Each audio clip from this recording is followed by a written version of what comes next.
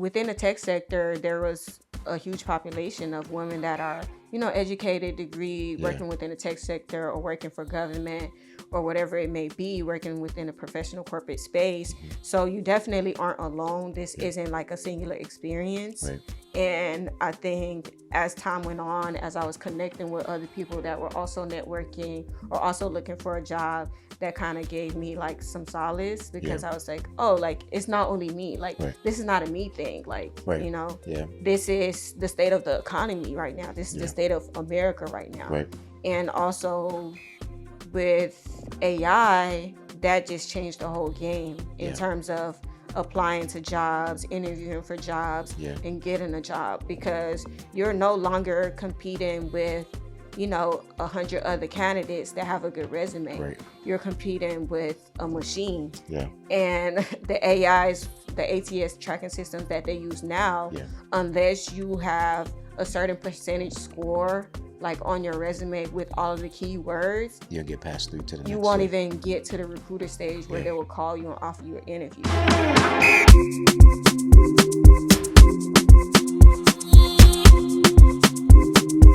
Hey, what's up, fam? This is Sahr Lebbie, host of Africans in Tech, where we're building bridges and shaping futures in tech. On our podcast today, we got Aisha Diambou. Aisha and I reached out to her on Insta. I felt like you were connected to somebody, and then Ariel.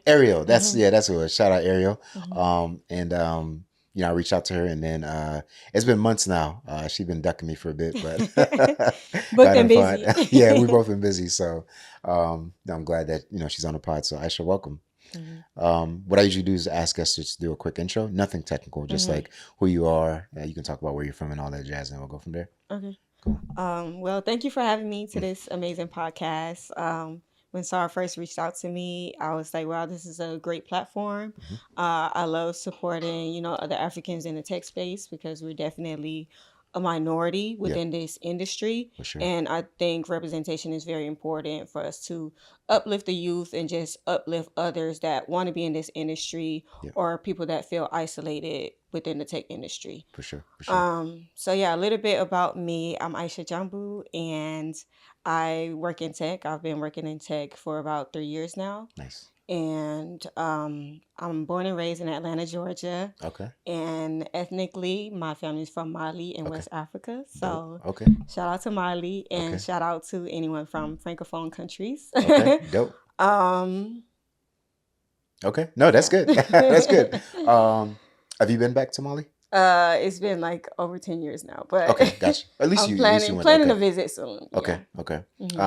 Are your parents here? Or are they back my home? parents just moved back to Mali to retire. Oh, nice. That's awesome. Okay. You got siblings? Yes. And half of my siblings live here, and then the other half of my siblings live with my parents in Mali. Okay. When you say half, how many siblings? I have 6 siblings. So 6. I grew up in a family of 7. So 7 kids overall. Yeah. Gotcha. Big household. Okay. Were you in that mix? Are you in the middle? I am the third out of 7. Okay. But I grew up as the oldest daughter. So I have an older sister, but we didn't grow up together. So Gotcha. I feel like I learned, responsibility and independence and self-sufficiency from a young age, because I was like mommy number 2. And even now, like my little brothers are like, oh, you're so bossy, or like, I'm controlling. And at first I used to deny it, but now I can like kind of see it. But, Gotcha. I mean, it did help me in the long run. Yeah. Okay. Dope. So you were born in Atlanta and you grew up in Atlanta. And I guess what do you, if you know, do you know what year your parents came to the States? Because you're first generation, right? Yes. So that's probably like 1994. Okay. Oh, that's right around when I came, because I came in like 94. Okay, dope. Okay. And then they came to Atlanta directly, or did they go somewhere else? I think they started off like Philly, New York, like up north, and then migrated to Atlanta. Gotcha. Okay. What has been like their experience, if you know, of like, being in like the US versus like, well, now they're back in Mali. Did you guys ever talk about like their experience like coming to the US and all that jazz? If not, no worries. Yeah, we do talk about it, but okay. You don't talk about it? Okay. No worries. Okay. Yeah. Okay. Okay. In terms of, I guess, your experience growing up in Atlanta. What was that like? My experience growing up in Atlanta, I went to all Atlanta public schools. Okay. Um, Was that good or bad? Bad, good and bad. You know, Okay. I took the good, I took the bad, and it shaped me into who I am today. Gotcha. So I went to Bunch Middle School, I went to Mays High School. Like Okay. anybody that's in the Metro Atlanta area knows like the APS schools. Gotcha. So I grew up with, all Black educators, Black teachers, and, Black schools, Black communities. Yeah. And like from a young age, like I've always been like smart and gifted. Yeah. So in middle school, like I started doing like volunteering programs, and I was like part of an organization called HOSA, like Health Occupation Students of America. Yeah. And in middle school, I was like, oh, I want to be like a pediatric neurosurgeon and Yeah, all of yeah. that. Like I wanted Yeah. to be a physician. Okay. Okay. And then in high school, I did the Reach One, Each One program. So Okay. I would go to Grady Hospital every week and shadow a doctor. Nice. And I was actually able to see like surgeries live, Yeah. like as a, like 13 years old, 14 years old. Yeah. And that was like really eye opening for me, like having those experiences. Gotcha. And especially being able to witness that from working with Black physicians. So Yeah. That's dope. that was like really inspiring. Like having that experience definitely shaped my future. Yeah. Yeah. And my senior year of high school, I was actually able to complete a research program with Georgia Tech. It's called Dope. Project Engages. Okay. So with that program, I would go to Georgia Tech every day, like leave school midday, like around 12 p.m. Okay. And I would go there to do research working with a graduate student. Gotcha. So I was working in a chemical engineering lab. They Okay. taught me all of the basic lab work, lab training, and what it's like working on a research project. Gotcha. And that was from high school. Like that was actually my first Yeah. job. Yeah. And I always felt like so special, like having that as my first job, because everyone else was like, working in retail, Yeah. like fast food, like no shade to that. That's Yeah. amazing. But Yeah. I just felt like, wow, like this is cool. Like, so yeah, actually being in that program, Project Engages, is what allowed me to get a full ride scholarship to Georgia Tech. That's dope. Mhm. That's dope. Okay. What did your parents do? My parents were both like self-employed. My dad Okay. was an entrepreneur within the produce industry, Okay. having like selling fresh goods, fresh groceries, things like that. Okay. Mhm. And then your mom? And my mom was stay-at-home mom. Okay. Okay. Mhm. Cool. Cool. I asked those questions just to see where they're at. Oh, sorry. You gotta get that. Yeah. Yeah. Ask those. Oh, actually, let's pause. Yeah, sorry. Yeah. Let me Yeah. just. No, I'm don't- sorry. I put- get yeah, put- distracted. Yeah. Put on easily, D. so I'm like, oh my On gosh. D&D. Yeah. No worries. Yeah, let me. Is it not on D&D?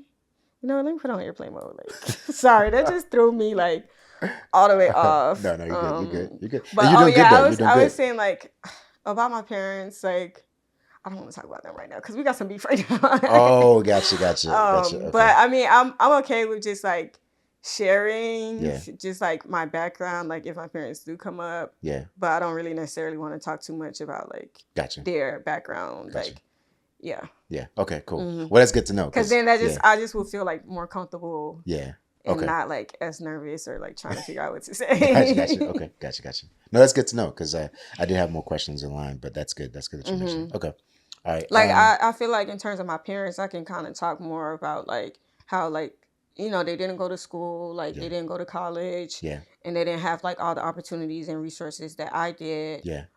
So that kind of propelled me to take my education even more seriously. So that's the realm I was actually gonna go to. Like, Mhm. what was their experience like coming here, and then like did they go to school and stuff like that? And Mhm. so if you do want to talk about that, then yeah, we can go into. Yeah, we could talk about that, but Okay. I don't really want to talk too much about like what they do, like Yeah, what they okay, got going okay, on now, and cool. it's like, Okay, gotcha. yeah, I have family members on my social media, and it's just like, yeah.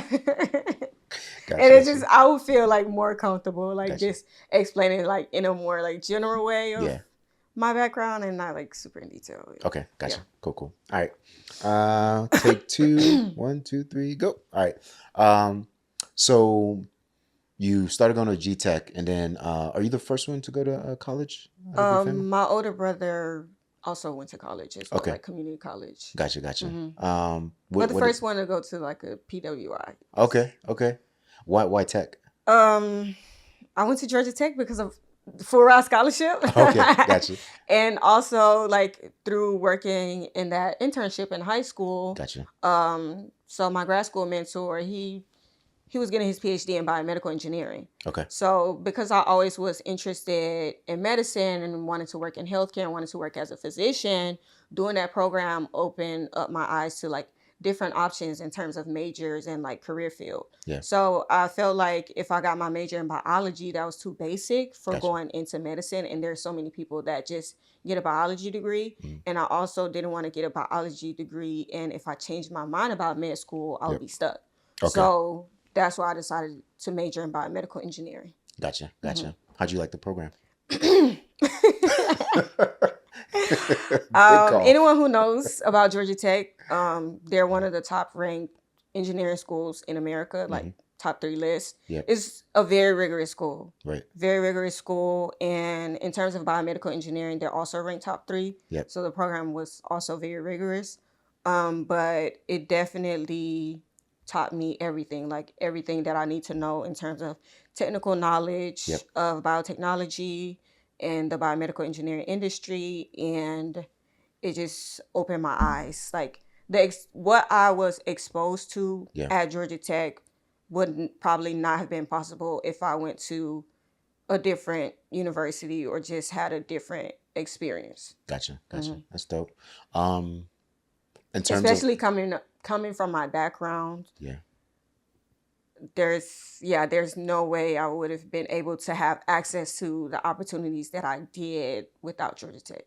Gotcha. So even though it was a struggle, now like a few years after I've graduated, I can say that it was worth it. Gotcha. Yeah. That's dope. Did you have mentors while at Tech? Yes, I did have several mentors. So actually, one of my high school teachers, her name is Dr. Walker. Okay. I would say she played a pivotal role, like in my like education, and I feel like it's actually very important to have like really good teachers and good educators to pour into you. Yep. And right now with the social media age, the AI age, and computers, and we're kind of losing all of those connections that we had. But because I had teachers that poured into me like Dr. Walker, and also I seen her as an example. She was a young Black physician. She was also like a chiropractic doctor. Nice. And, she's the one that helped me to apply to get into the Project Engages program. And then my mentor himself, he's the one that helped me to work on my Georgia Tech application, work on my scholarship applications, applying to universities. Because I'm first generation, I didn't have my parents' help. I didn't have friends. I didn't have family outside of like my school network and, those mentors that I have. I didn't necessarily have others to reach out to work on like, how can I get into college? And also, how can I get into college for free? Because I was like, student loans is a no for me. So you must have did well in high school then, because you got a scholarship. Yes. I was in top 5 of my class. Nice. So great GPA, great overall with academics. And I was doing a lot of different like extracurricular programs. So that is what allowed me to get the full ride scholarship. That's awesome. That's awesome. This might be a silly question, but did you have a lot of Black folks in your program? At Georgia Tech? At G-Tech, yeah. So Georgia Tech is majority PWI, and I want to say the population overall is like about 6% Black. 6%? Yeah, 6% Black. Okay, so when I was at Georgia Tech. So it wasn't a bad question. Yeah, so it's definitely not. It's a PWI's majority like white institution. Okay. So there wasn't like many Black women, especially like in my program in biomedical engineering. But I would say because biomedical engineering is more like health-centered healthcare, it was a lot of women in my program compared to the other engineering programs at Georgia Tech. Gotcha. But I would say the school has grown a lot in terms of growing their diversity. Yeah. I think they're about like 12% right now. Okay, so they doubled. Yeah. That's good. But okay.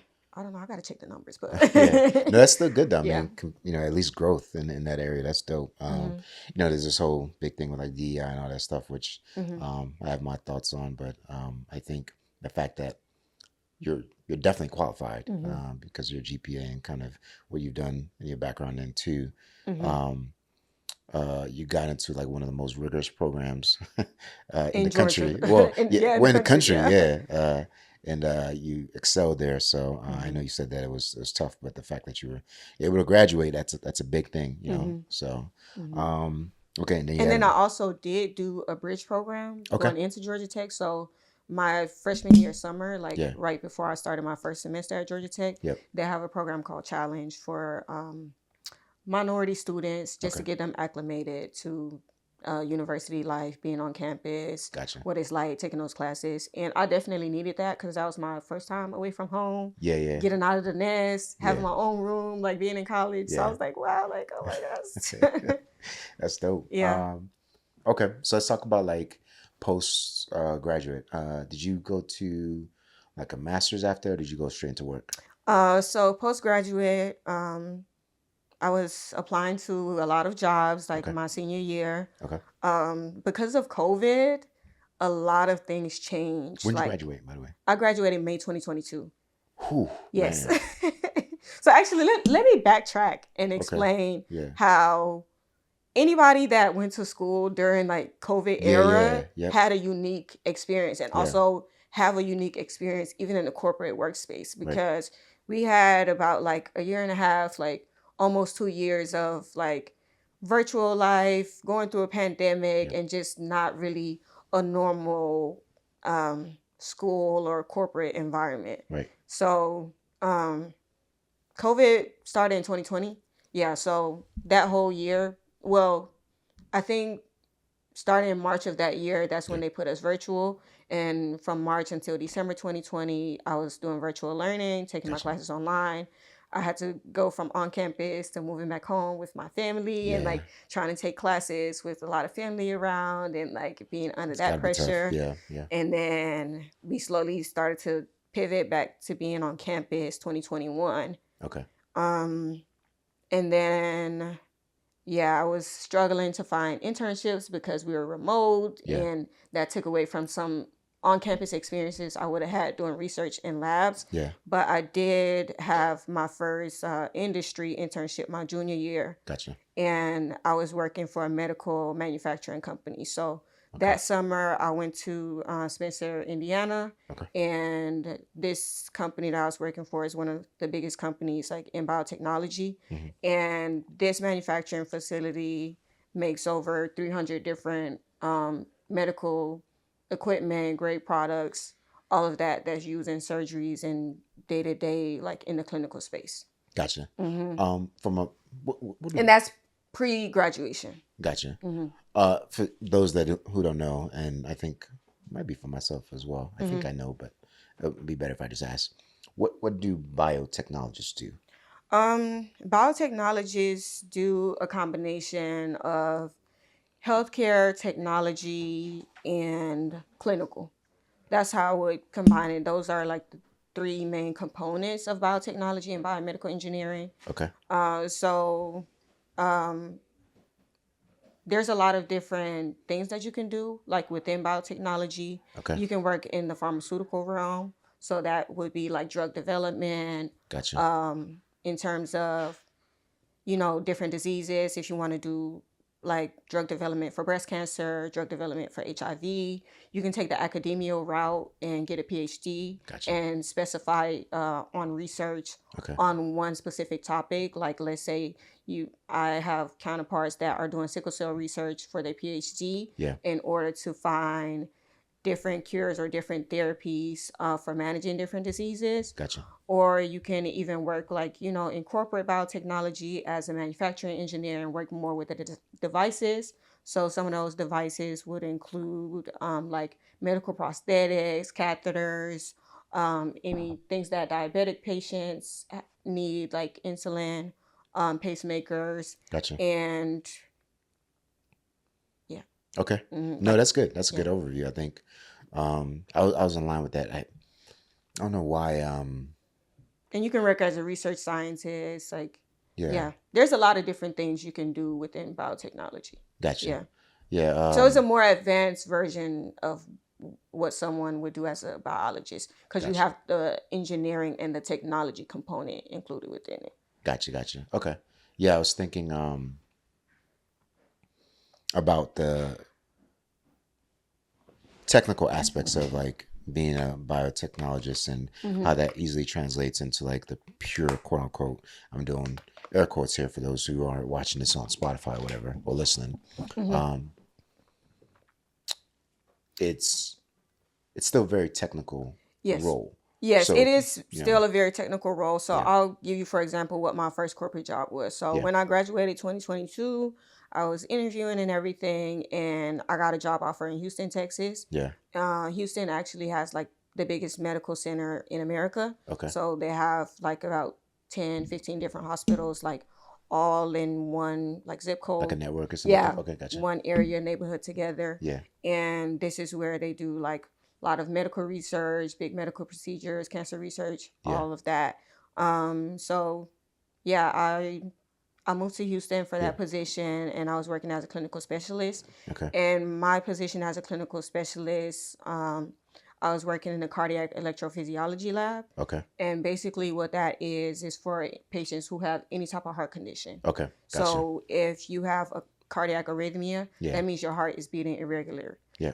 Or you have some type of AFib or something like that. Yeah, AFib, yeah, so that's atrial fibrillation, yeah, ventricular fibrillation, yeah, tachycardias, ventricular tachycardias. yeah. You have a heart condition that is preventing your heart from beating normally. Gotcha. So with what I did specifically in my clinical specialist role, working in the cath lab, I would set up everything with the patient. Yep. So set up all of the EKGs.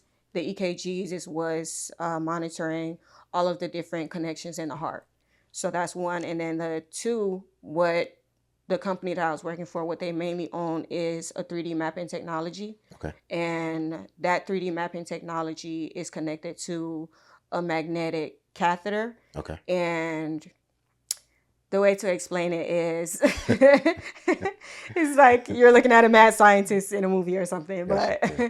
so let's say like we have a patient comes in to have AFib, Yep. and they're scheduled for this surgery. This is actually not an open heart surgery, so it's actually a lot less risk involved in this procedure Okay.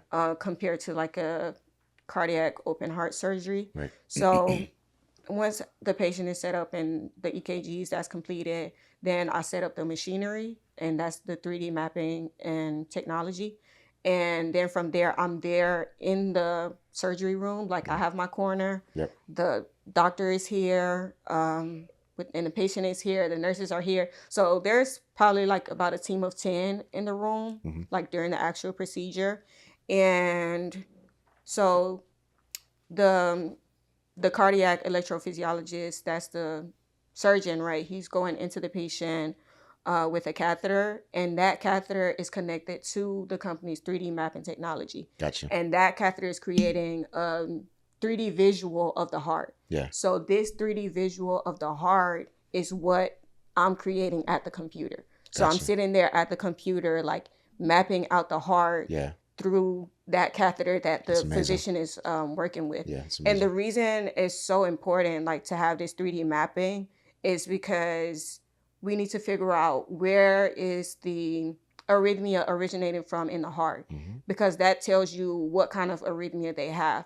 Do they have atrial fibrillation, ventricular fibrillation? Yep. Is it a mix of both? What kind of tachycardia? All of these things. Yeah. So even prior to the surgery, there are like different tests that they do to figure out what type of cardiac arrhythmia the patient has. Yeah. But doing this 3D mapping process gives us the exact origination of where things is going wrong in the heart. Yeah. So once we see all of those signs, all of those signals, mapping that process out, the physician then begins to do like a cardiac ablation. Yeah. And ablation is basically like burning a signal within the heart. Okay. And burning that circuit is, preventing that cardiac arrhythmia from continuing. Okay. So their heart can be able to get back to the normal rate. Gotcha. Okay. So imagine a computer with a 3D heart with Yeah. different signals and different beats. Yeah. That's what I'm looking at during the surgery. Yeah. No, that makes sense. I think in terms of what you do. I guess I was thinking about the what's the last word you used there, like the burning Ablations. ablation. So the burning ablation. Yeah. I guess I was trying to just think from a how does this work standpoint. But that's dope. Yeah. So that would make sense because like from an ablation standpoint, like if you get the wrong mapping and you say it's AFib versus VFib, like that could be wrong sort of treatment that the doctor could be Right. prescribing. So that Exactly. that's Like life and without death. the map, the doctor wouldn't know where to ablate. Right. And the most dangerous thing you can do with the ablation is burn a connection, like a natural connection that Right. the patient needs. Right. Because that could lead to like death of the patient. Right. Exactly. So yeah. it's very Very intense. important. Yeah. The Scary, job was yeah, very yeah. intense. Yeah. And I was actually pre-med all of college. So Yeah. I still wanted to go to med school and everything, graduated pre-med. Yeah. And the reason I took that position is because I still wanted to go to medical school and I wanted to use that as my clinical hours. And that was a very rare role where you will be able to work in the hospital, work in that level, Yeah. like in the hospital without any extra degrees outside of a bachelor's degree. Because Gotcha. everyone else in the room is like, you know, they have a nursing degree, they have a medical degree, they have all of this. But all I had was my bachelor's degree and the training that the program was providing. Gotcha. Yeah. In terms of like your experience, did any of like the clinicians or anybody like look down on you because of that? No, they don't look down on you because of that, because everyone that they hire in that associate clinical specialist training program, they know like all of these people. You know your stuff. Right. Yeah. We're specifically trained by the company. Gotcha. So even though we don't have like another additional master's degree or specific training in electrophysiology, the company trains us on how to use the technology, you know, how to handle patients and like everything related to the cardiac ablation procedures. That's dope. That's dope. Like you basically become a specialist in electrophysiology. Gotcha. And cardiac ablations. That's dope. Yeah. And that's what made me decide I don't want to be a doctor anymore. This is too stressful. much. Yeah. My master's was in exercise physiology and with a specialty in cardiopulmonary. Okay. So when we were talking about that, I was like, a lot of concepts are very similar. Yeah. That's dope. But yeah, that can be stressful. And it's like I did learn, you know, about the heart and everything. Yeah. As part of my degree program, you know, but never to that extent in terms of that specific role because it's very specific to those surgeries and, you know, those heart conditions. Did you, and you can answer this if you want, I know it can be sensitive, but did you ever like lose anybody?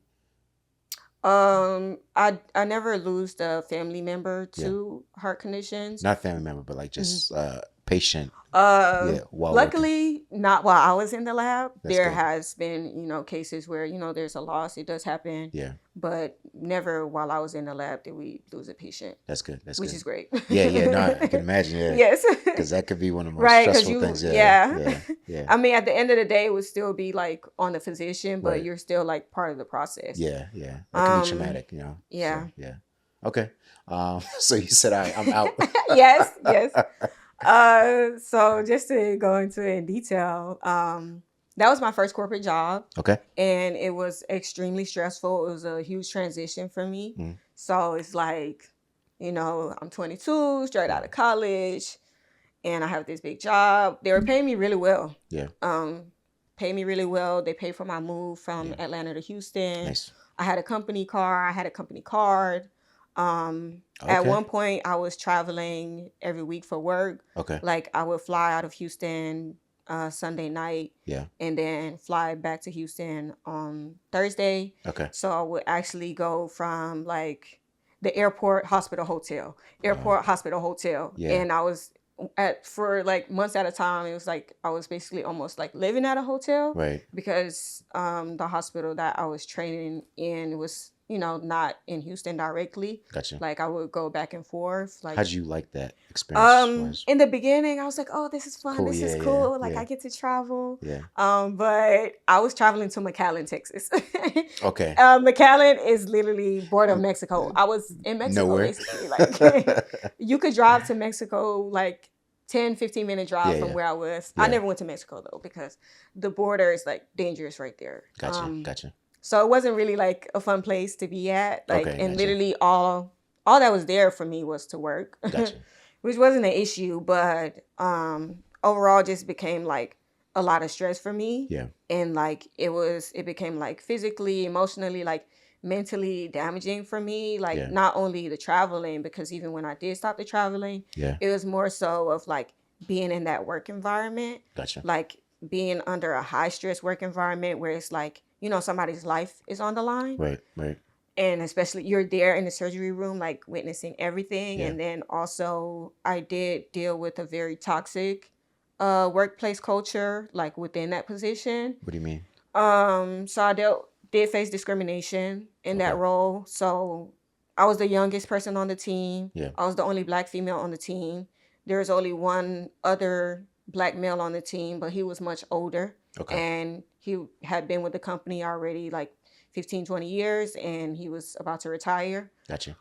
So being that it was my first corporate job, there was a lot of nuances that I didn't know how to navigate, especially being like first generation and like first in my family. Right. To get a job to that level. Right. I didn't know how to deal with like, I kid you not, like there's sessions where I would tell like, my trainer like, I have to go to the bathroom.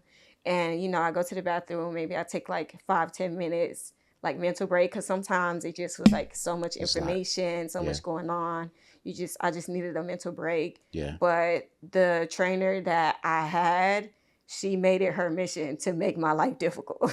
So literally me asking to go to the bathroom, like she would like report that to my manager, like, like in the middle of the session. And mind you, this is before I even started anything with the surgeries and the procedures. I'm just getting the information, just doing the learning process, just shadowing. Yeah. And I'm just like, that's unfair and a hostile workplace culture because I'm a grown woman. No one can tell me like, when you can go to the bathroom, not go to the bathroom, or just even denying my right to have a lunch break, like a 30-minute mental lunch break when the nurses have gone on lunch break, physicians have gone on lunch break, and just dealing with,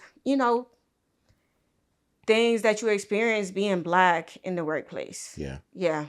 And I didn't have allies on my team. Yeah. So the people that I thought I could rely on and tell them like how I'm feeling, what I'm experiencing, use everything that I told them, like, this is what I'm dealing with my trainer. I have an issue with this, I have an issue with that, reporting things back to my manager, and just things went left and downhill from there. Wow. Yeah. I'm assuming your manager was not on your side either? No.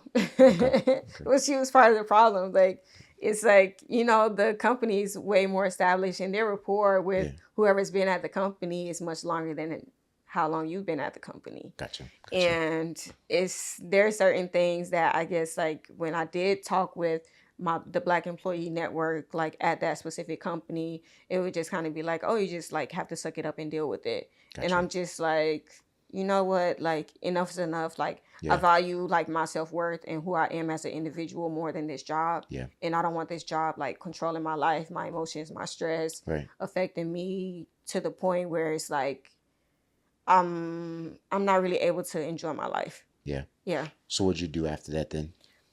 So unfortunately the position didn't work out. I was fired from my first corporate job. And at first I used to be like so ashamed to just even say that because I worked so hard to get that position. And it's a very like prestigious company. I'm not gonna say any names, but it's one of the top 3 biotechnologies, pharmaceutical companies in the world. Like this is international, global, huge. So this is not like something where you could be like, like let me file a lawsuit, let me do this, let me do that, because this is like up there. Yeah. So you said like how did I handle it? Or? Well, part of like how did you handle it also, but then also like what was next? Like, what did you pivot to next? Right. So how did I handle it? Initially, I didn't handle it well at all. Like, I didn't handle it well at all. It was Okay. bad. So I was like crying every day. Like when they were firing me, I just was like very frustrated. Did you Like get a severance or I did get a severance. Okay. And the thing is, I know people might be like, oh, why didn't I just quit?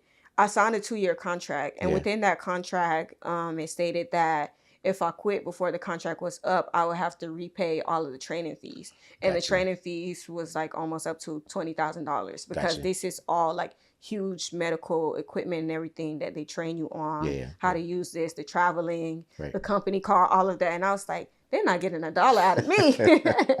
You treated me crazy and you want me to pay you back? I'm Yeah. like, no. So I was like, the only way you can get rid of me is to let go of me. Yeah. And it became so hostile to the point where it's like everyday different issues, different problems. Yeah.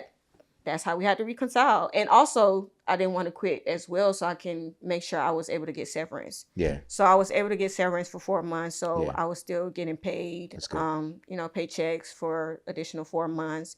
And then through my severance, they also offered, me to be able to go through coaching, counseling, Okay. mental health therapy. So Nice. I was able to go through therapy. That was very helpful because I was crashing out. Like, and also it's like coming from an African household, I kind of always had that feeling of like, I have to be perfect or I always have to have everything together. Right. And, this was my first time like moving away from my family, even though Yeah. I didn't live at home in college, I still live in Atlanta. Like, Right. my family was Right up like the street if you 30-minute gotta go to. drive Right. from, my university. So I would Right. still go home like every other weekend, almost every weekend, still seeing my family, my parents and everything. Yeah. And I also did study abroad for a year, but this time it was going to be like a more permanent move, Gotcha. like moving to Houston. Yeah. So I was just like, and my parents didn't want me to move to Houston, Yeah. just in general. So I was like, there's no way I can like go tell my parents like this job didn't work out and Yeah. like, I moved all the way here, this, that, and the third, because it would just kind of be like the I told you so. Gotcha. So Yeah. I was struggling with like a lot of internal feelings of just kind of like feeling like a failure and just like disappointed and confused, didn't know how to like navigate the next steps. And it was really like depressing and just like a struggle for me to cope with it. I can imagine. And during that time, I just kind of like took a pause from working. Like I wasn't working at all. Yeah. I was just, trying to figure out the next steps for myself. Did I want to continue to work like in the medical industry? Did I want to pivot to something else in biotechnology? Do I want to pivot out of biomedical engineering altogether? I was just like, trying to figure out what was the next steps. Gotcha. So it was probably like about a year of me just, unemployed, figuring things out.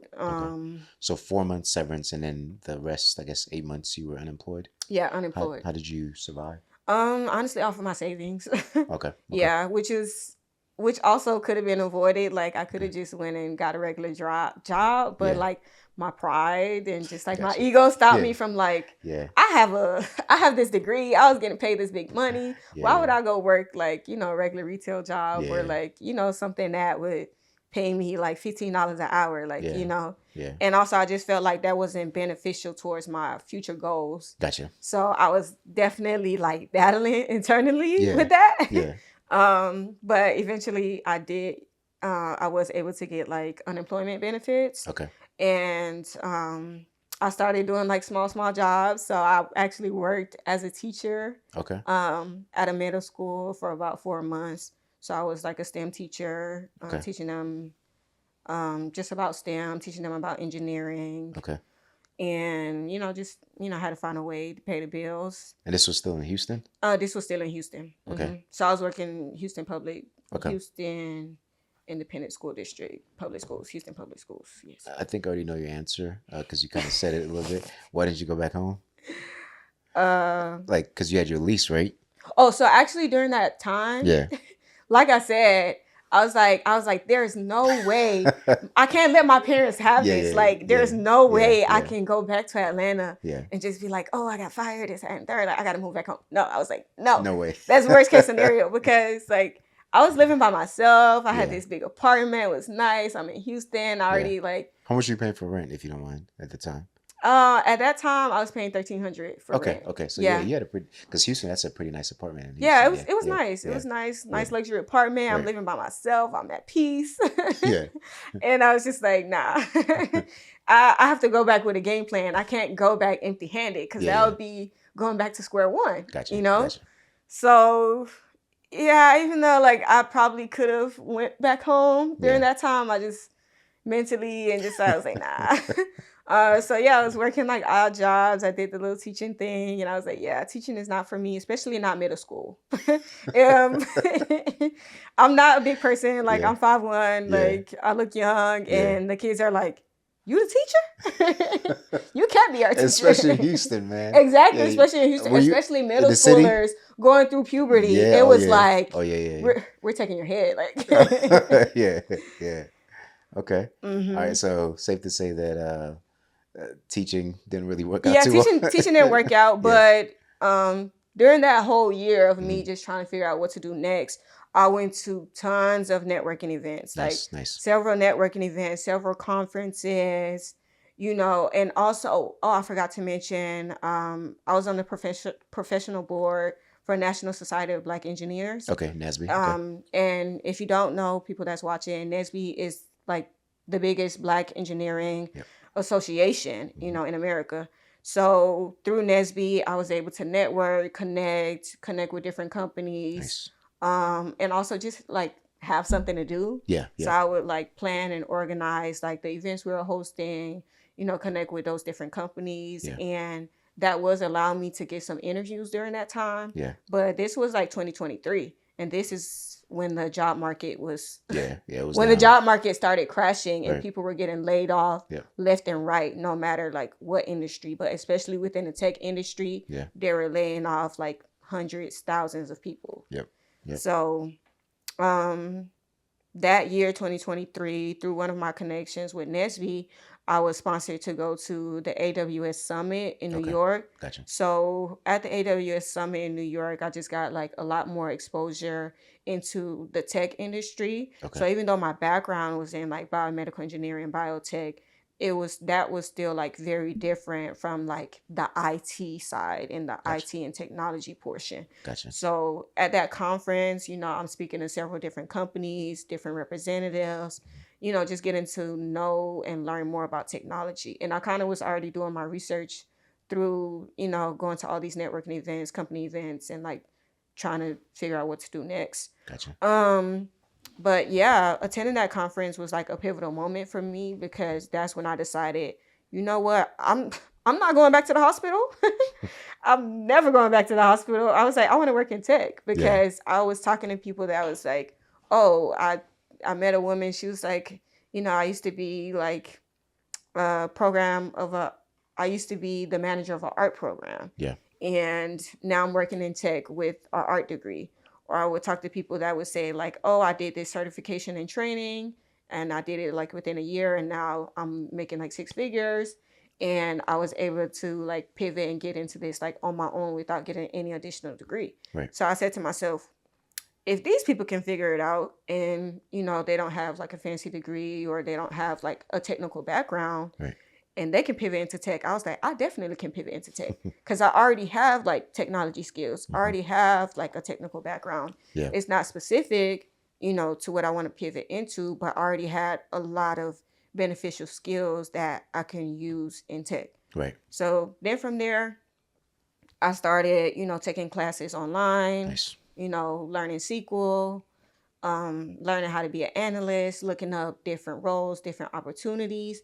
And that's when I was like, I want a tech job and I want a remote tech Okay, job. okay. So that way I can avoid dealing with office politics, not worrying about my manager said this, that, and the Yeah, third. I don't have to see these people. They don't have to yeah. stress me out every day. Gotcha. Even though they're still stressed working remote, Right. it's different because I just turn off my computer.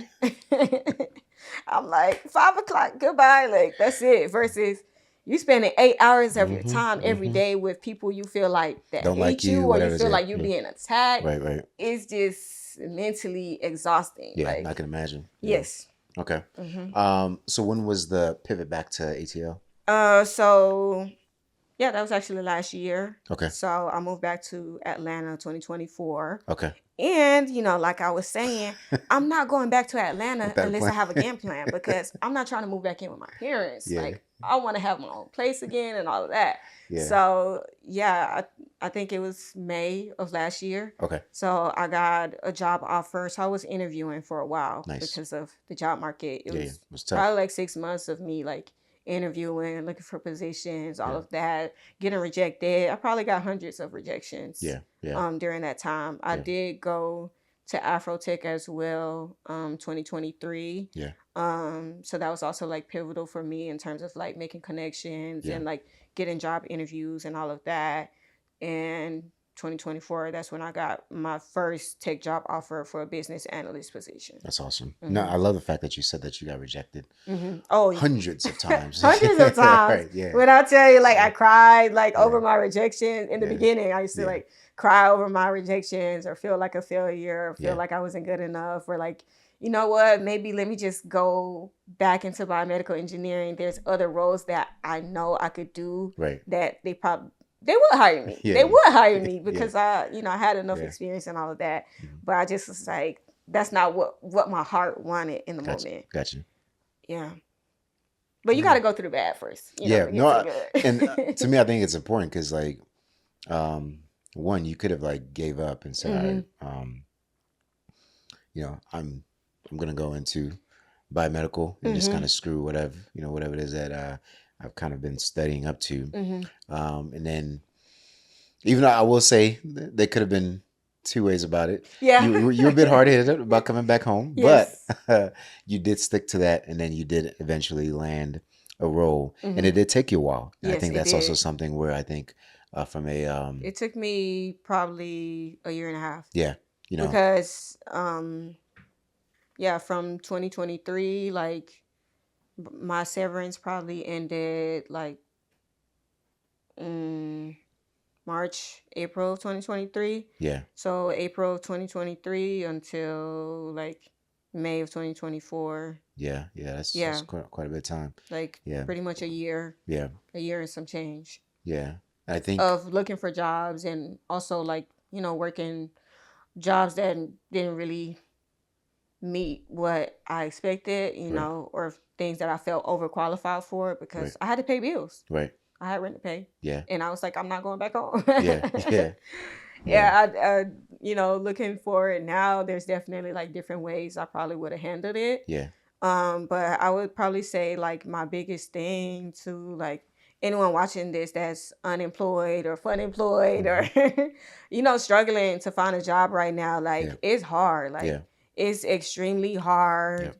It's mentally draining. Like emotionally, it takes a toll on you because you're like, is it me? Like, am I not good enough? Like, what's going on? Why can't I find a job? Yeah. But, there's been statistics and data coming out, especially this year, that 300,000 Black women were laid off.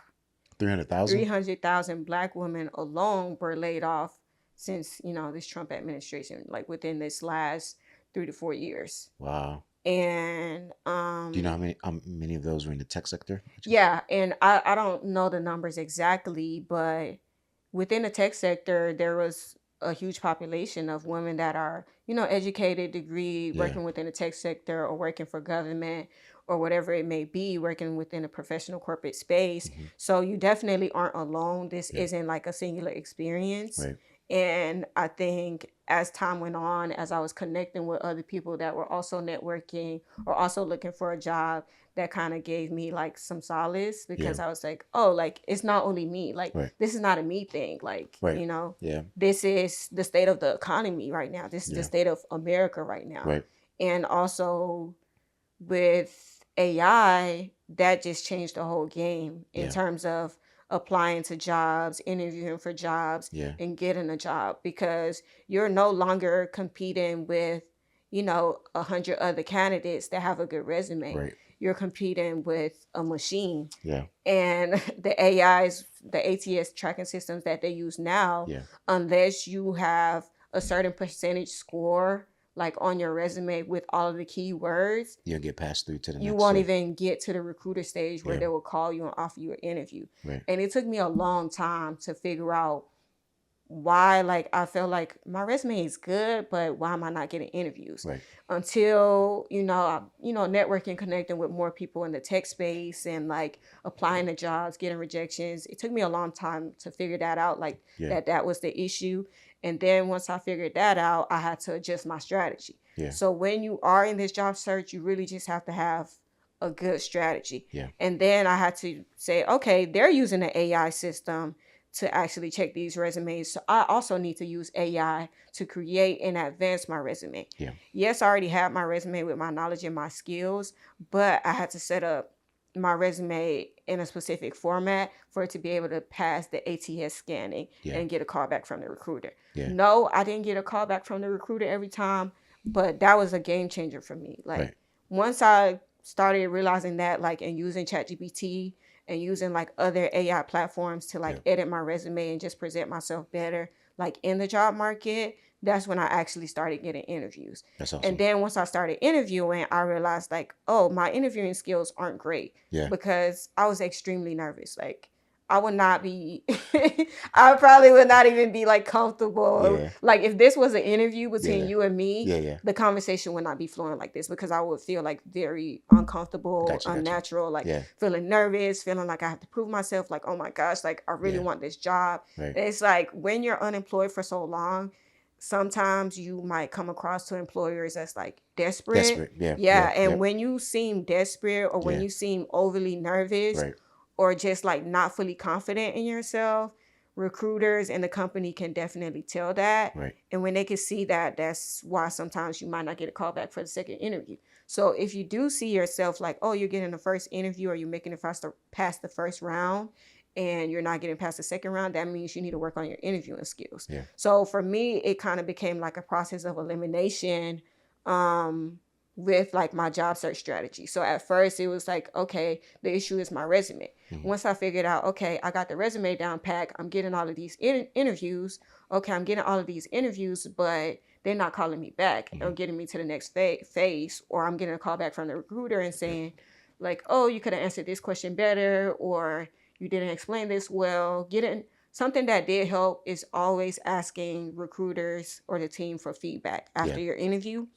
And another thing that helped was doing like prep interviews. So let's say, someone that works at, Amazon or Microsoft or Google or whatever big tech company or even small company, just someone that's working in corporate. Or even I was reaching out to people on LinkedIn like crazy. Like I interviewed with one company and I reached out to someone that was working for that company as a manager. And because I reached out to him and showed my interest and just talking to him about what do you do at this company, I want to learn more, like interested of how things work in this space.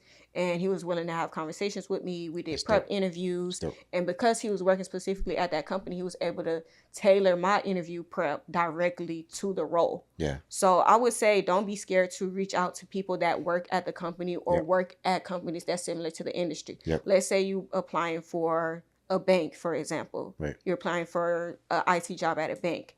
There's 100 other different banks. Reach out to someone that's working at a bank as, a product manager, software engineer, software developer, data scientist, whatever role that you're interested in, and try to get some interview prep with them or try to figure out like what are things specific to this company, just getting that knowledge. And that was a game changer for me as well in terms of my interviewing skills, because that helped me to figure out like what were my strengths and weaknesses in interviewing, how I could improve on that, and how to better present myself in the interview and what to expect, and just kind of relieving some of those nerves. So it really kind of became like practice makes perfect. I was practicing, doing all of these prep interviews and whatnot until I finally was able to land a role. So you're not going to get this on the first try. Like I said, it was like over a year. It took me over a year to figure this out. Yeah, that's also. I mean, you said a bunch of different nuggets there. I think one being persistent. That's very important. Two, also like doing an introspective on yourself. Like you notice like where your weaknesses are. You're not just like, all right, I suck at interviews, or my resume sucks. Oh well, I just keep applying. There's a lot of people that are not willing to kind of like pivot. Right. You know, like this isn't working. Right. Figure out what's gonna work. Exactly. You know, and then the next piece, then you're like, all right, I got past this phase. All right, what's the next phase? And then you start working on your interview skills. And then now you got to a point where you're like, all right, I'm getting these interviews, but now how do I be more specific to XYZ jobs? Exactly. Which is really important too. And then the last piece is the fact that you reached out to folks on LinkedIn, which LinkedIn, people that I met at these conferences, networking events. I know people are like, oh, like, why do you go to all these conferences, all these networking events? But now that I'm looking at it from this perspective, if I didn't go to any of those networking events, if I didn't go to any of those conferences, I would not have made the connections that I need to figure out, like, what am I doing wrong, or how can I do better, or what are other people doing that's getting them hired, or what are other people doing that's keeping them, like, you know, in the industry 5-10 years, or what skills do they have that I don't have that I need to work on. That's another thing I would say. If you're unemployed, the best thing you should be doing is gaining more skills and knowledge. I am a big fan of anything free. And I would say one thing about me, I'm going to find something free. And I was able to find several free classes on coding, free classes on analytics. Where? Several platforms. Okay. So there's a lot of different programs where you can be able to get a LinkedIn membership for free. Okay. And with LinkedIn Premium membership, you have access to LinkedIn Learning. LinkedIn Learning has classes for analytics, software development, IT, cybersecurity, every different aspect and division of technology. Not only LinkedIn Learning, there's Data Camp. There's government programs that actually pay for free courses. You can look up government courses within your state. There's edX. edX has a program right now with Verizon where they fully cover the courses, and you can take Harvard classes that are talking about specific technology courses and concepts. So never, if you feel like, oh, I'm already unemployed, I'm struggling to, you know, pay my bills and like make it by, I don't think I'm ready to go back to school, or I don't have the money to pay for this $5,000 certifications. There's so much free knowledge online, from YouTube to all of these websites. That's one thing. Anybody can get the free education and the knowledge online. Yeah, no, I completely agree with you. I think a lot of times... and that skill building is really essential in terms of presenting yourself as a better candidate. Because let's say, I never worked as a business analyst before. I never worked as a product analyst that I'm doing right now before. I didn't get any work experience in that. The reason I was able to get those positions is because I had to build up that skill set. And I had to do that independently. Yeah, no, I agree. I think a lot of times it's people like, you can always produce an excuse for why you don't do certain things. Or you can kind of pivot and, you know, look for different ways to succeed or whatever it is that you're looking to do. So the free courses that you talk about, a lot of people are like, well, I want to learn this, I want to learn that, but I don't. Google offers free programs. Microsoft Learning has free programs. Like ChatGPT, literally, you can, you know, instead of like you doing the research, you can literally ask some random LLM, like, how do I get this thing? What are free programs out there? Exactly. So, I would say the first thing is figure out what division of tech do you want to work in. Like, do you want to work in data? Do you want to work in cybersecurity? Do you want to work as a software engineer? Do you want to work as a product developer? First, try to figure out and identify what industry and like what division of tech you want to be in, because all of those things are very different. And all of those things require very different skills. And once you identify that and say, okay, for example, I identify, okay, I wanted to be in data analytics. I wanted to be in the data space. Then from there, I was like, okay, I need to learn SQL. I need to learn Excel. I need to learn how to make process maps. I need to learn how to do data visualizations, working with Power BI, working with Tableau. Google and research what are all the essential skills you would need for those roles. And that's another thing I would say why it's important to go to those networking events, because I was meeting people that were in those positions, Yeah. that were already data analysts, that were already data scientists, Right. software engineers, all different roles in tech. Yep. And that's what, based on talking to those people, having conversations, figuring out what do you do in your day to day, what skills do you need, that kind of helped me decide, okay, if I want to become a software engineer versus a data analyst, what would that look like? What would that timeline look like realistically? Yeah. How much time would it take me to learn how to do this job? Or what information, what access to resources do I have for me to teach myself on this own? Do I believe this is feasible for me to do this position? Yes or no? And then from there, that's kind of like how I identify, okay, I already knew how to use Excel. I already used Power BI before. I felt like SQL was an easier coding language to learn compared to if I wanted to get into software engineering. Also knew I didn't want to be coding all day, every day. I always been interested in data. I already used a lot of data in my last role. So I just kind of combined the skill set I already have with gaining a new skill set and gaining new knowledge to kind of pivot into that sector. That's dope. That's dope. Other piece I was gonna talk about that you just mentioned is kind of like your networking piece. Like you do work right now with text giving, right? You do networking. Is it text giving? Oh yes. Yeah. So yeah, if anybody that follows me on social media, I've gone to several tech conferences. Like I've gone to Afro Tech, I've been to the AWS Summit. Yeah. I was ambassador for Thanksgiving. I was an ambassador for Render ATL. I've been to that conference. How do you get ambassador and all that stuff? I was an ambassador for BattyCon. Yeah. All of these technology conferences Yeah. that are specifically for minorities and people of color. It started off through just networking initially, going to these different events, putting myself out there and saying hey, I'm a content creator. Yeah. And at that time I wasn't even a content creator. I just would tell people I'm a content creator. You also have to speak things into existence. Yeah. Or I would tell people I'm an analyst. You have to present yourself into what you want. Right. And so I would reach out to different organizations and programs that are hosting some of these conferences. So most of these conferences, they either have an ambassador program where you can do an application, or they have some type of discount for students and you can get a scholarship if you're a student, or they might have scholarships where you can get sponsored to go to the conference. Gotcha. And also being part of the NSBE organization, I was able to have access to people that were the president and VP of ERG Group. So ERG Group is an employee resource group. Gotcha. And that's, focused towards minorities at certain companies. So if I knew the president, for example, I knew the president of an ERG group at Microsoft, I kind of used that as, okay, you guys have all of these Microsoft events going on.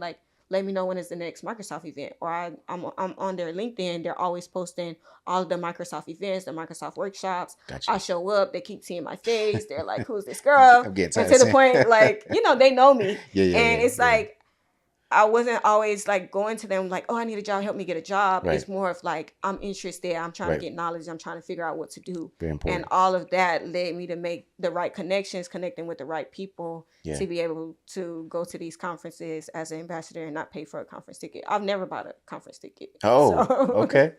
And I don't plan on it. Yeah. That's dope. That's dope. Yeah. And if you're a student, definitely if you're a college student, your university can pay for this, or they have student-specific tickets, but every university has a conference fund where they can pay for you to go to a conference. Yeah. But it has to be tech-related, school-related. No, that's a good tidbit. I think a lot of students don't realize that's a thing for most schools to be able to pay for that. I would say that's probably something I wish I did in college, but like I said, because of COVID, we had that unique experience. I didn't even have that chance because by the time we returned back, I had to take all of my core classes to graduate. I didn't have, any leeway to do extra additional things. Gotcha. Dope. Okay. All right. So you went from biotech, working really well. You were broke. Yes. And now you start making good money again. Yes. What does life look like for you in the next 3 to 5 years? What do you want to do? Um, Life in the next 3 to 5 years. So right now I'm working as a product analyst for an Hmm. automotive company. Okay. I work fully remote, thank God. So it's like, you know what, I made it. But for me to get to this point, like I Yeah. said, this Yeah. was like maybe like 2 years in the making, Nice. you know, Nice. for me Yeah. to get to this point. Um, so right now I am like, you know, thinking about either going back to school and getting my master's in Okay. data science Okay. or data engineering with an AI focus, or like, you know, continuing to get certifications like AI, data science, data engineering. Nice. So right now I'm a product analyst, and you know, there's different tiers to each role. Yeah. And that's still more on like, you know, early career entry level compared to, you know, working as a data scientist or a data engineer. Gotcha. So I would say in 3 to 5 years I would want to be working as a data science or data engineer, and just, you know, kind of upgrade from like early entry six figures Yeah. to 200, 300, Okay. 400K. You That's know, what I'm talking about. the big That's what I'm money. talking about. Okay. Yeah. All right. That's awesome. I like nice things. I love Yeah. shopping. I'm into fashion. It's expensive. Being a woman Yeah. is No, I get very it. I get it. expensive. No, trust me. So, My wife, not she. that I spend, you know, all of my personal Yeah. finances Yeah. on beauty, but How do you how do you manage that then? Because that's hmm also like another area that's very important. Like hmm it's okay to make a lot of money, but like how do you make sure that you're not spending your money like crazy? yeah, Yeah. I would say that was probably like a big issue for me in my first like corporate job when I Okay. had that position, Okay. and like when I was, you know, unemployed initially. I was getting paid a lot of money, but I didn't know how to manage my money, and I Gotcha. wasn't financially savvy. Gotcha. So it kind of took me time to Yeah. realize, like, okay, this is how I should save. You know, this is what I should, you know, I should start budgeting. This is what I should allot for my bills. Yeah. This is what I should allot for my personal, for traveling. So I would say probably like the biggest thing that can help with like being more financially savvy. I'm still not great at it. I'm Yeah. I'm still like a shopaholic and like you know, sometimes Yeah. overspend. Yeah. But what I started to do was like creating a budget for myself. That's good. So, and a lot, you know, what am I going to spend on my bills? What am I going to spend on traveling? What am I going to spend on shopping? Yeah. So creating that budget and trying to stick to that budget. And also every paycheck that I got, when the paycheck first dropped in the account, Yeah. there was, you know, a certain percentage, like 40%, 30%, whatever percent you want to choose, Yeah. put that towards your savings as soon as you get that paycheck. So it's Right. like I couldn't even touch that money because it immediately went to my savings. Yeah. And then with certain companies, you can split your paycheck to go to multiple different accounts. Yep. So if you split your paycheck to go this 30%, 40%, whatever percent you want to choose, directly go to your savings, the other percent to your checking. Yeah. That way you can already know, like, okay, this is my spending Spending. money, Yep. and this is like what I want to save Right. in case of anything. Right. Like, especially in this market, Oh you have yeah, to for save. sure, for sure. Yeah, and that's why I'm glad that you mentioned that because I think in this market where you never know, like Yeah. for those of you working like these, whether it's big tech, companies or gov hmm tech, whatever it is, like at the end of the day, things happen. Yeah, Like everyone is disposable. exactly, Everyone you is know, disposable. Like, and that's why I would say, like, don't take it personal when right, you get laid off or you right, get fired. Like, right, I really took it personal, yeah, like with my first corporate job, and yeah, it was just hard right, managing that. But now that, like, you know, seeing the full workspace corporate environment, yeah, like in America, is not a personal thing. right, Just know that you are disposable, yep, like in any position, right, and you have to always be on your P's and Q's. yep, Like, always update your resume, right, always be looking for new jobs, always networking, right, checking your emails, connecting with people, like yeah,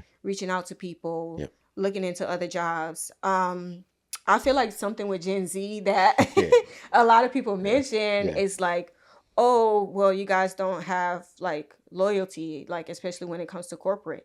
And I don't feel like I owe like loyalty to any job. vice versa. Like corporate Yeah. doesn't owe any allegiance to individuals at any point in Exactly. time. So yeah, Exactly. yeah, And also because like gone are the days where it's like, oh, you know, you work for 15, 20, 30 years and then you retire, have a great retirement pension, all plan, that. Yeah, pension, all of yep, these benefits and yep, things. No, that's not the case anymore because there's people that have been working for those companies 15 years, 20 years, and they were still laid off. They were still fired. They still are in the same position that I'm in. So then I was like, wow, if this is how I feel, imagine how they feel. Imagine working for a company 15 years and they lay you off like you're nothing. Like you didn't put in all of this time, this energy, this effort into this position. So that's why you have to view the jobs like as a business. Like, yes, it's your income, but this is not my life. So another thing I've been focusing on, or something that I learned from that experience of like being unemployed, or like anything can happen, you can get laid off from your job or fired or whatever, is to always have a plan B. And within that plan B, you know, have your savings, and also try to figure out what can be like your second stream of income. That's something I'm still working on right now. And trying to figure out like what is the best possible way for me to have a second stream of income. But I do create content. I am making content and working on that, and just working on other projects independently as well. But I feel like in this market, you don't have to stay loyal to any company. If you work somewhere for a year, even 6 months, and you get a better job offer that's paying you more, or something that aligns better with your skill set, take the job. Don't feel bad, or don't think, oh, how is this going to look on my resume? You know, when they call you to say you're getting laid off or you're getting fired, they don't give you a notice. So I know they tell you have to give a 2-week notice, but oftentimes, you know, especially if you work in a government environment or security environment, like, because there's like the concern that you're gonna do something. Usually you have that day. They say turn your laptop in that day, and then you're gone. So and that same day or the next day, the day they tell you that, you know, you're getting fired, you're getting laid off, the next day you have to go drop off the computer, you know, mail the computer back, or take it back to the office, whatever it may be. When I was also laid off again, right? So even though I can't move back to Atlanta, started a new position, I was laid off again from that role. It was a contract position. Gotcha. And it wasn't just me. It was me and like several people within the team. The manager that hired me, that was working there for 5 years, was also let go. So then that's when I started to think like, this isn't personal. This is more like, this is how the industry is now.